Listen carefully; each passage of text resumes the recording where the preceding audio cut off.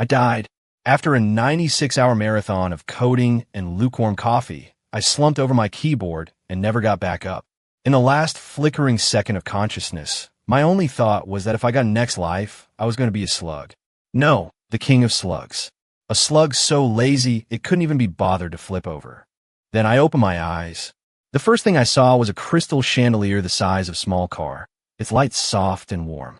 I was lying in a bed that could comfortably sleep 5 of me, tucked under a comforter so light and silky it was like being wrapped in a cloud. The air smelled faintly of pine trees after a rainstorm. I pushed myself up, my head still swimming. A lifetime of memories that weren't mine flooded my brain.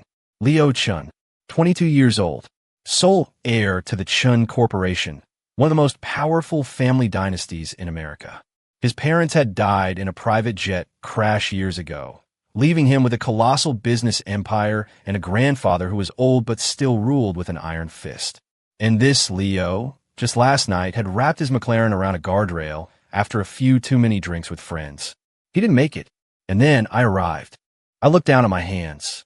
They were pale and elegant, with perfectly manicured nails, not a single callus from a lifetime of typing.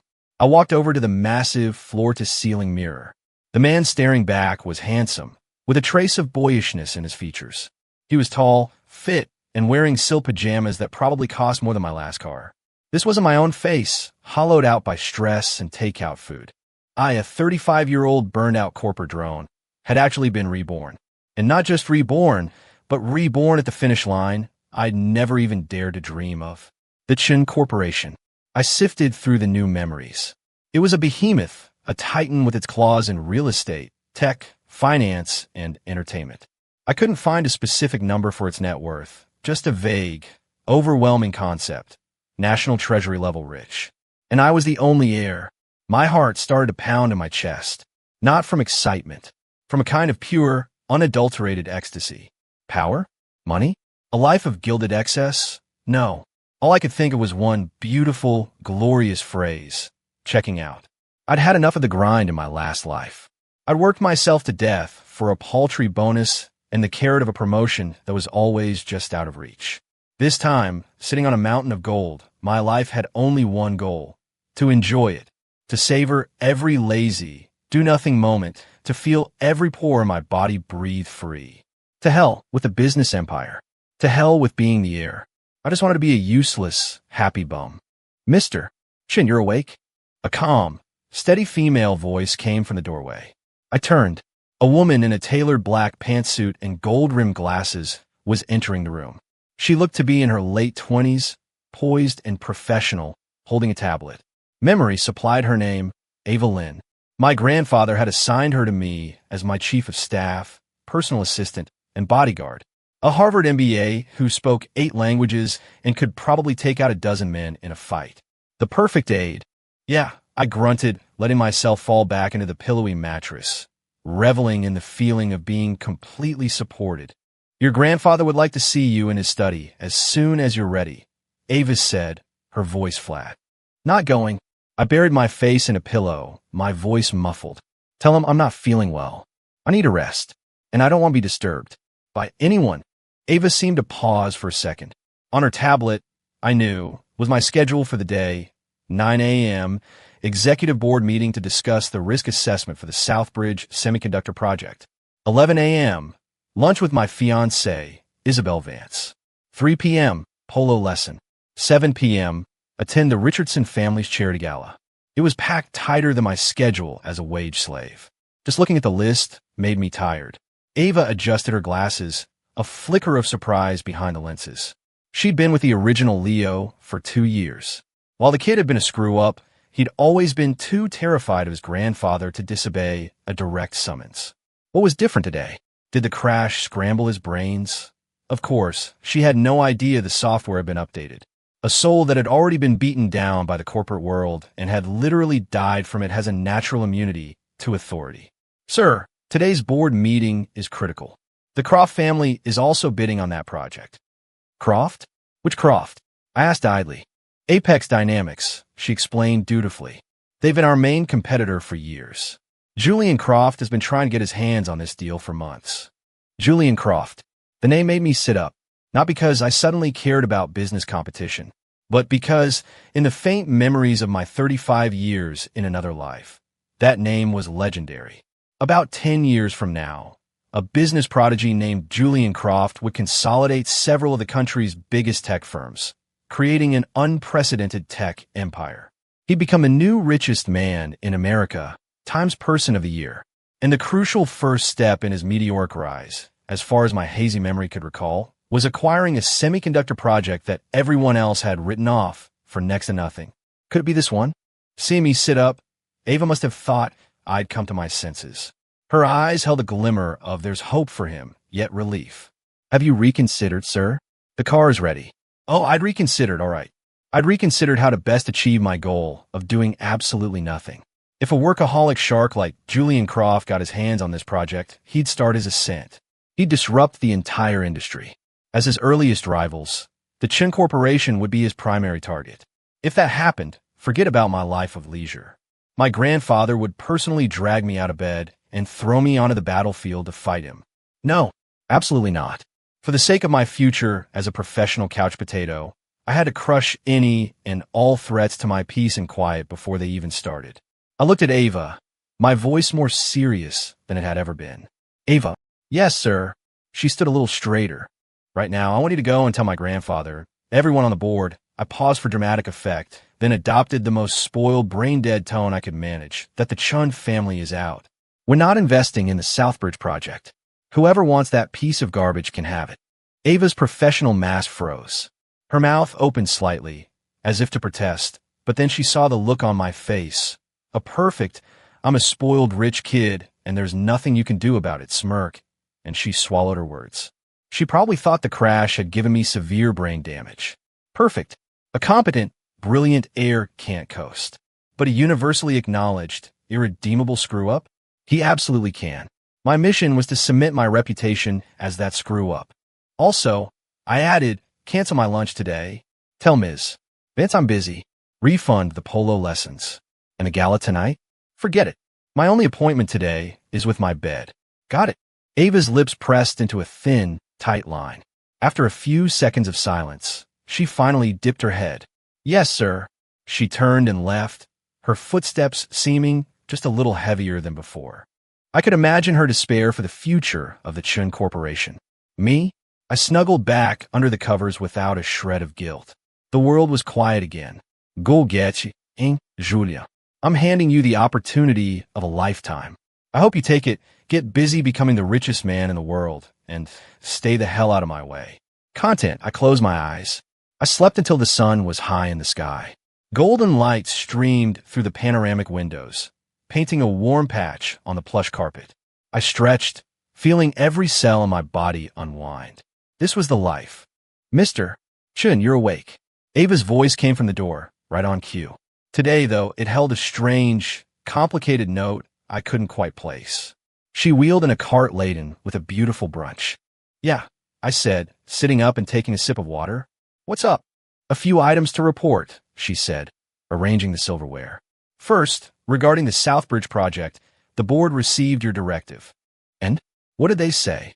I asked, grabbing a piece of toast. Most of the board members were strongly against it, believing your decision was reckless. However, your grandfather overruled all of them and approved your choice. Oh, that was a surprise. My iron-fisted grandfather actually went along with such an insane request. He said that since you're still recovering, you shouldn't be bothered with it. He also said, and I quote, the Chen Corporation can afford to lose a project or two. Ava recited this without emotion, but I could hear the undercurrent of awe. I got it. It was a power move. The old man was reminding the board who was really in charge. He was telling them that even if I, his only grandson, was a complete idiot, they had no right to question my whims. He was also sending me a message. I could mess around, but he held the reins and could pull them tight at any moment. The old fox. Whatever. As long as it let me off the hook, he could play whatever games he wanted. Okay, got it. Anything else? I bit into a perfectly cooked egg with a runny yolk. Pour bliss. Yes. Ava's expression grew even stranger. 30 minutes after we officially withdrew our bid, Julian Croft of Apex Dynamics immediately secured the funding and took over the entire project. That fast? I raised an eyebrow. Seemed Croft was dead set on this thing. Good. Let him have the hot potato, so I can get back to my life of leisure. Yes. Ava paused, as if choosing her words carefully. And to demonstrate his commitment, Mr. Croft not only invested all of Apex's liquid capital, he also signed a leverage deal with a triple or nothing penalty clause. I nearly spit out my milk. What? Triple or nothing. This guy was even more ruthless than I remembered.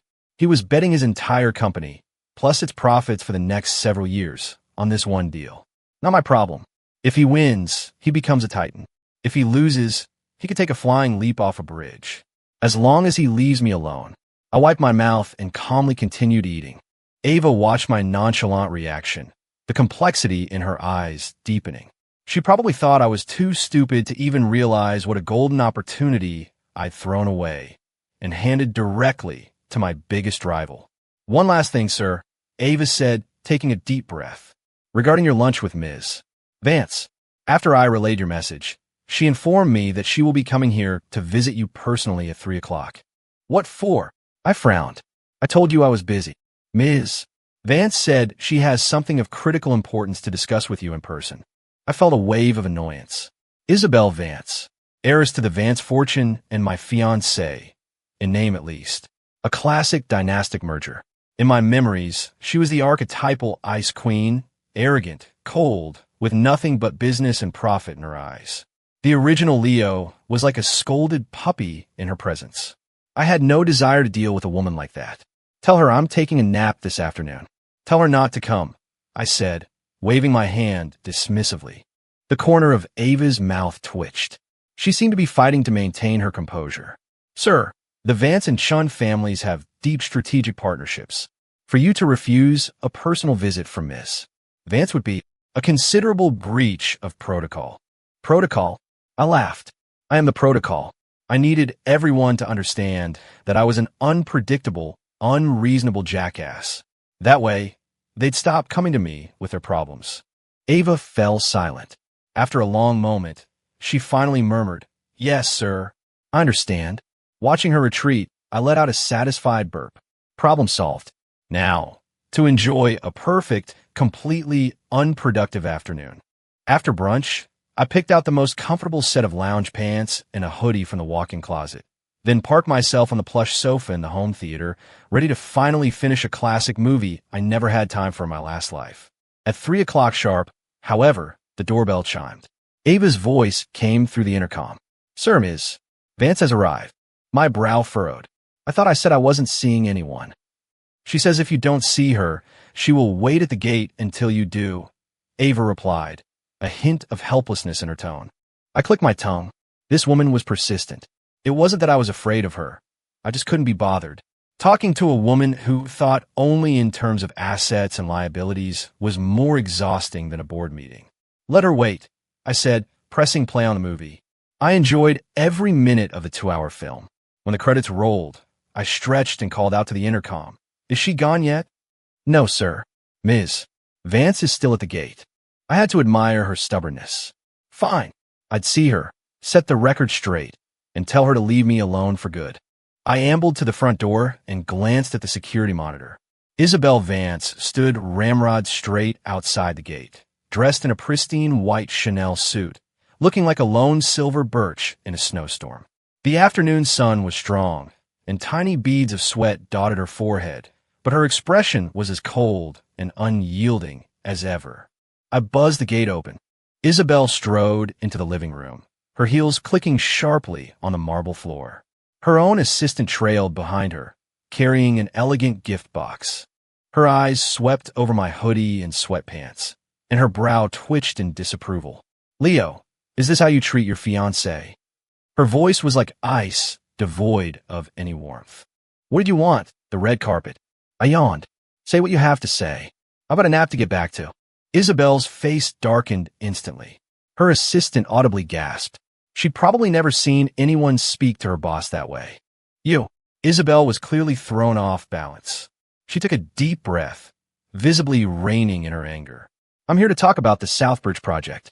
On what authority did you unilaterally decide to pull out after the board had already approved it?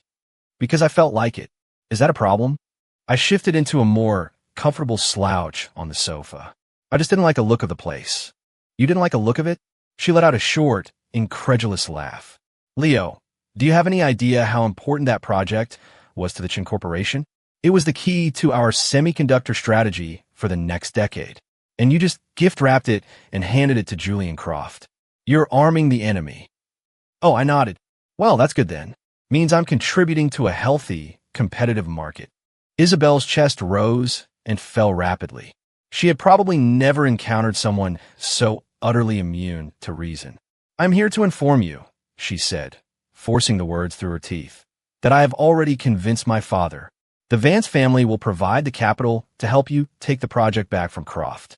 But I have one condition. What's that? I was mildly curious now. From this day forward, you will start working at the Chun Corporation under my supervision. All major decisions must be approved by me. She lifted her chin, looking like a proud, imperious swan. I'm going to mold you into a worthy heir. I stared at her as if she'd just told the funniest joke in the world. Me? Go to an office? Under her supervision. She might as well just shoot me. Ms. Vance, I said, sitting up straight and looking at her properly for the first time. I think you're misunderstanding a few things. Misunderstanding. First, I don't need your help snatching back some project. In my eyes, that project is garbage. I wouldn't take it if you gave it to me for free. Second, my life plan does not include a career. My ambition is to be a bum, and no one is going to stop me. And third, and this is the most important part, I looked at her beautiful face, now flushed with anger, and said, enunciating every word, our engagement is off. You're an impressive woman. Don't let a loser like me drag you down. I'll tell my grandfather tomorrow. The room fell completely silent. Isabel's eyes went wide with disbelief. She must have imagined 1,000 possible outcomes, that I would throw a tantrum or maybe even gratefully accept, but she never, ever considered that I would be the one to call it off. In her world, marrying into the Vance family was the best thing that could ever happen to a screw-up like me. And now I was rejecting her. To her, it must have felt like the ultimate humiliation. Leo, what did you just say? Her voice trembled. I said we're done, I said with a shrug, feeling a wave of relief. You're free. Congratulations. With that, I stood up and started heading upstairs, yawning. Oh, and by the way, I said, turning back at the staircase with a little smile, the door's over there. Don't let it hit you on the way out. Crash! A loud noise echoed from behind me. It sounded like the gift box her assistant was holding had just met the marble floor with considerable force. I didn't look back. The sweet, sweet sound of silence. Time for that nap. I expected the broken engagement to cause an earthquake. After all, the Chun-Vance union was the talk of our entire social circle. The next day, however, was dead quiet. My grandfather didn't call. No one from the Vance family showed up. It was as if yesterday's ugly confrontation had never happened. It was unsettling. Something was up. Those old foxes were probably plotting something big. But hey, I'd cross that bridge when I came to it. As long as they weren't actively bothering me, I could pretend nothing was wrong. I went back to my heavenly routine of eating and sleeping. To fully commit to my new role as a useless heir, I got really into gaming.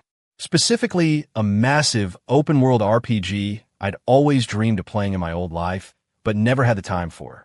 I had Ava build me a god-tier gaming PC and buy every AAA title on the market, then lock myself in a media room. Watching me drop a fortune just to play video games, Ava's expression had morphed from concern to completely numb. She'd clearly given up on me, which was exactly the effect I was going for. My new identity as a game-addicted, work-allergic trust fund brat was taking shape beautifully. This afternoon, as I was busy slaying a virtual dragon, Ava knocked and entered. Sir, 2 things. Shoot, I said without turning, my eyes glued to the screen. First, there has been no movement from Ms. Vance's side. Our intelligence indicates that after she left here, she locked herself in her room. Today, however, she went to her office as usual and has intensified her corporate actions against Apex Dynamics. Oh, that was unexpected. She didn't run, crying to her dad? No. Furthermore, she's put a lid on all information leaks. The rumors of our engagement continue to circulate as before. That was weird. A woman that proud gets dumped to her face and just takes it and even helps maintain the illusion that we're still together. What was her angle? I couldn't figure it out, and I couldn't be bothered to try.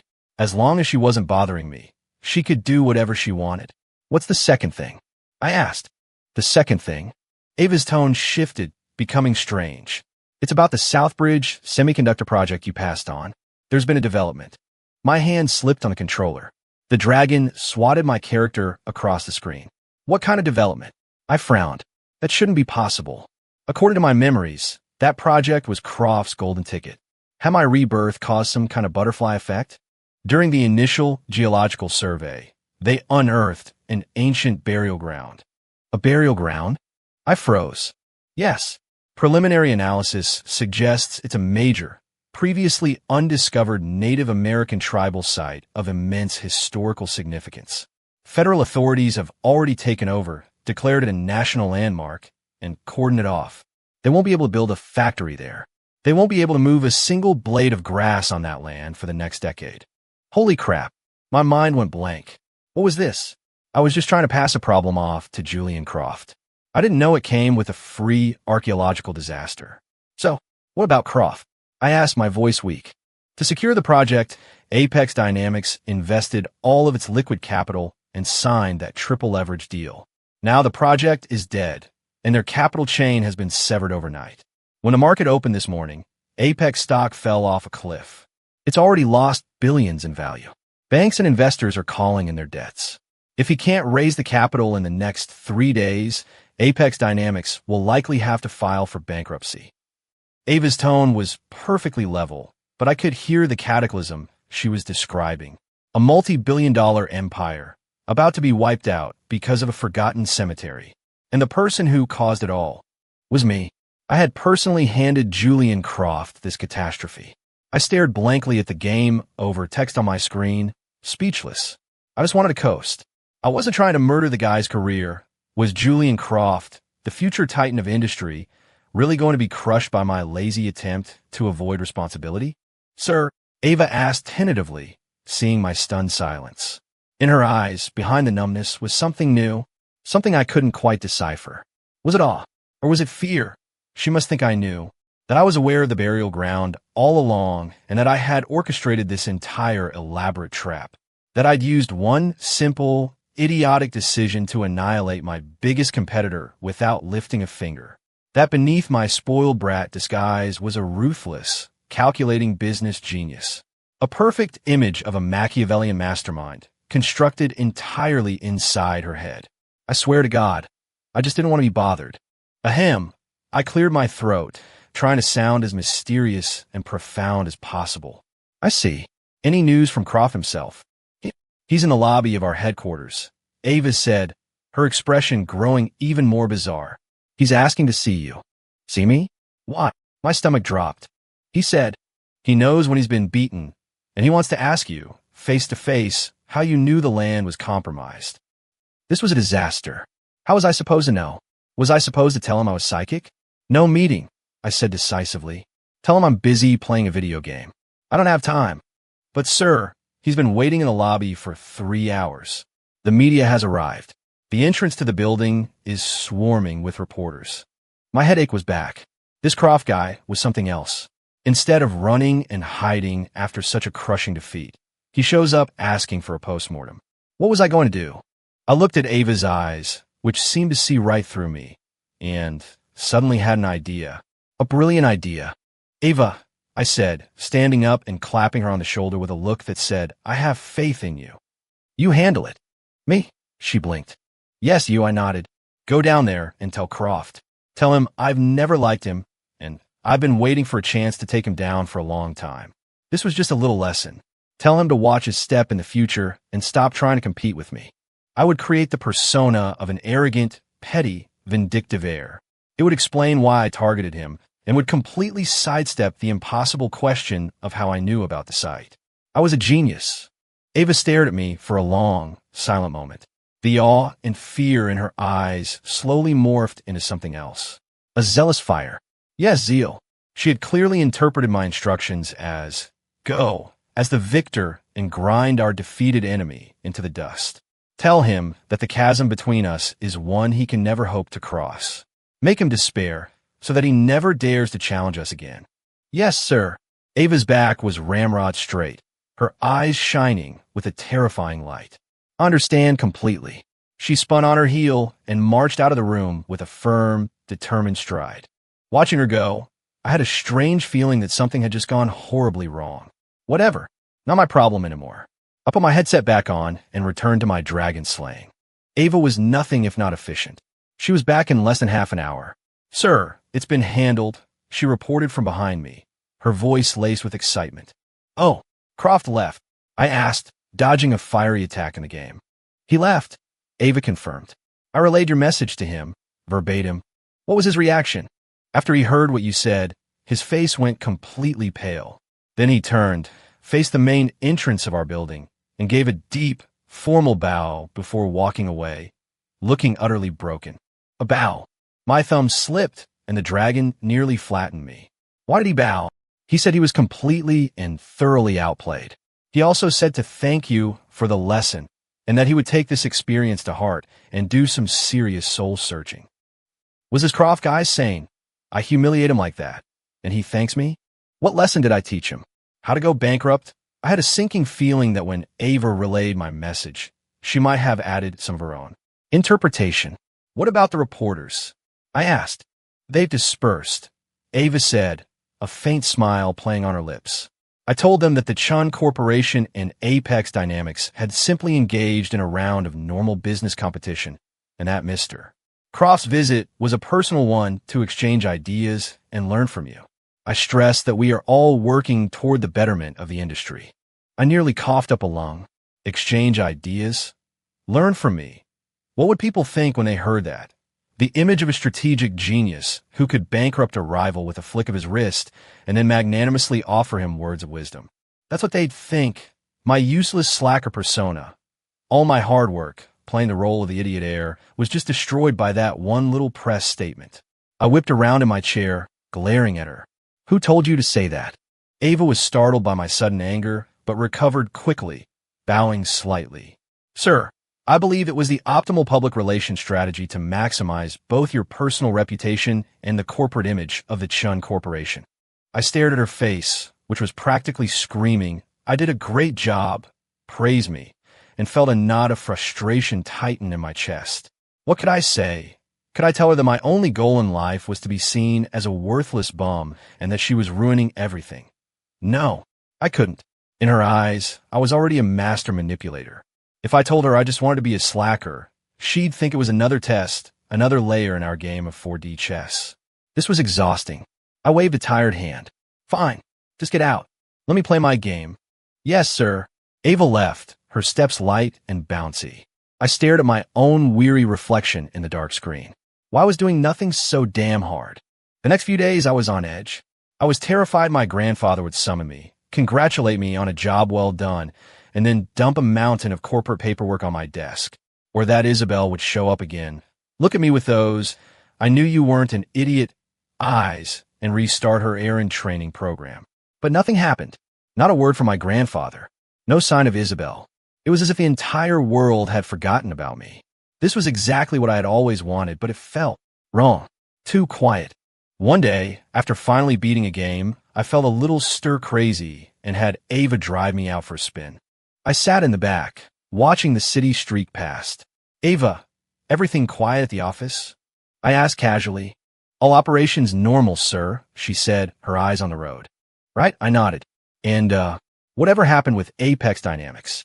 After your lesson, Julian Croft held a press conference. He took full responsibility for his reckless decisions and resigned as chairman. Then he sold off all his personal assets to cover a portion of the company's debt. And then Ms. Vance made her move. Isabel, I sat up. What did she do? Her family's venture capital firm acquired a 40% stake in Apex Dynamics for an extremely low price, making the Vance family the new majority shareholder, Ava said, as if she were reading a grocery list. My head started spinning. Isabel bought Apex. What is she playing at? Is she just picking the bones clean? I muttered. Not entirely, Ava said, glancing at me in the rearview mirror. While Ms. Vance secured a controlling interest. She kept Julian Croft on as CEO and injected a significant amount of new capital into Apex, helping them stabilize. I was completely lost now. This woman's strategy was baffling. She attacks Apex, then buys it, then saves it by propping up the very man I just crushed. Why would she do that? I had to ask. Ava was silent for a moment. The air in the car felt thick. After a long pause, she spoke, her voice quiet, almost reverent. Because she's learning from you, sir. Learning from me? I pointed to my own chest, completely baffled. Yes, that zealous fire was back in her eyes. First, you feigned weakness, luring Croft into a trap to utterly destroy him.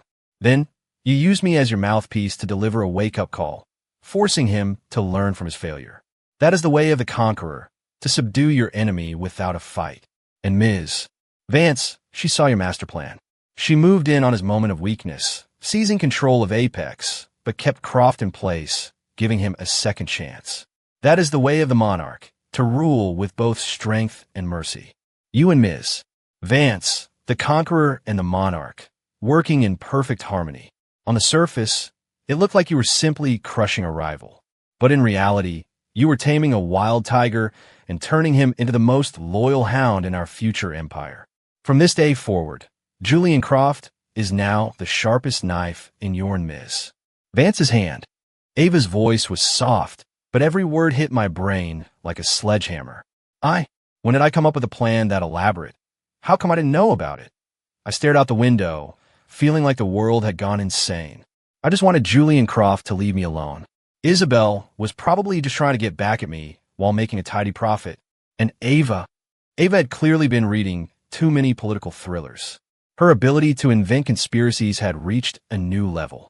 The three of us were operating on completely different wavelengths. But through some cosmic, ridiculous coincidence, everything had fallen into place in the most absurdly logical way possible. I, Leo Chun, a simple man who just wanted to be a professional bum, had become, in everyone else's eyes, a terrifying mastermind who played with billion-dollar companies like they were chess pieces. And my ex-fiancée, Isabel, had become my brilliant, perfectly matched queen. I opened my mouth to try and explain, to say that I really, honestly, just wanted to play video games. But looking at Ava's expression, an expression that screamed, "You don't have to say a word. I understand everything," I shut my mouth again. Forget it. Let the world burn. I was too tired to care. End.